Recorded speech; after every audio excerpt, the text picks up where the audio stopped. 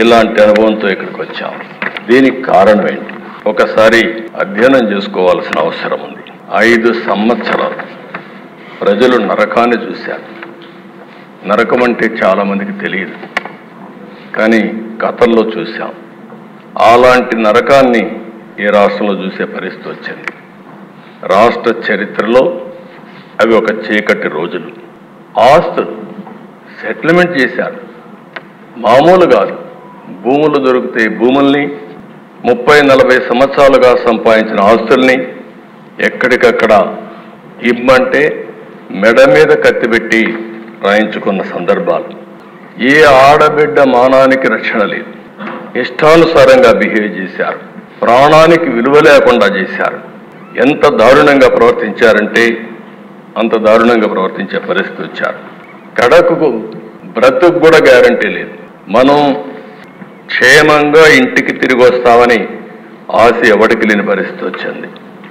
దౌర్జన్యాలు, విధ్వంసాలు, కబ్జాలు, దాడులు, కేసులు ఒకటి కాదు దిశ. ఎన్ని విధాల ఇబ్బంది పెట్టాలనో ఇక్కడ ఉండే వాళ్ళల్లో సగం మంది ఎక్కువగా బాధితులు, కొంతమంది తక్కువగా బాధితులు అంతే.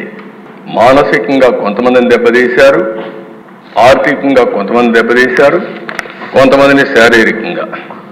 మీలాంటి వ్యక్తి పైన అటెంప్ట్ రేప్ కేసు పెట్టించే పరిస్థితికి వచ్చారంటే అది తలుచుకుంటే ఇప్పటికి కూడా జీర్ణించుకోలేకపోతున్నాం.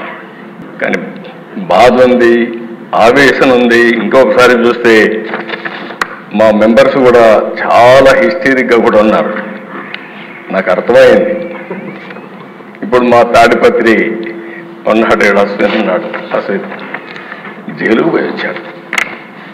ఇక్కడే అచ్చెన్నాయుడు ఉన్నాడు, జైలుకు పోయి వచ్చాడు.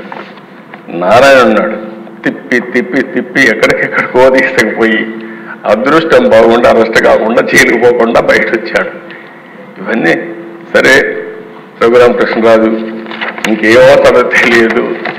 ఆ రోజు రాత్రంతా నిద్ర లేదు. ఆయన కాపాడుకోవడానికి ఎన్ని విధాల ప్రయత్నం చేశామంటే దిశ.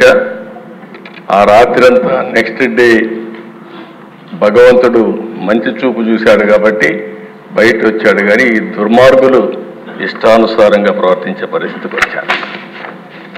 మనం ఇబ్బందులు పడ్డాం. అర్థం లేనటువంటి పన్నులు వేయడం, ఇష్టానుసారంగా బిహేవ్ చేయడం, ఉపాధి లేదు, ఉద్యోగం లేదు, బాధపడని వర్గం లేదు, జీవన ప్రమాణాలు దారుణంగా పడిపోయినాయి. అంతటా అభద్రత, అశాంతి, ఆందోళన, అసంతృప్తి.